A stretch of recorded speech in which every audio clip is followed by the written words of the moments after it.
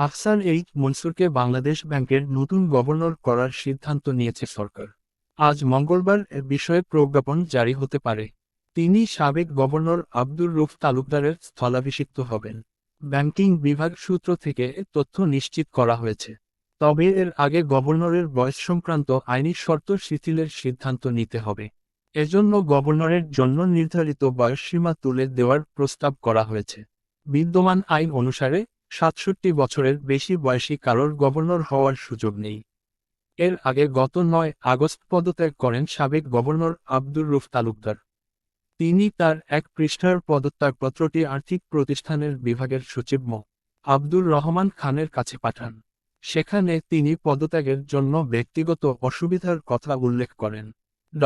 Ahsan H Mansur বর্তমানে গবেষণা প্রতিষ্ঠানের পলিসি রিসার্চ ইনস্টিটিউটের নির্বাহীর পরিচালক হিসেবে দায়িত্ব পালন করছেন। তিনি বিশ্বের সবচেয়ে বড় এনজিও ব্র্যাকের চেয়ারম্যানের দায়িত্ব আছেন। ড.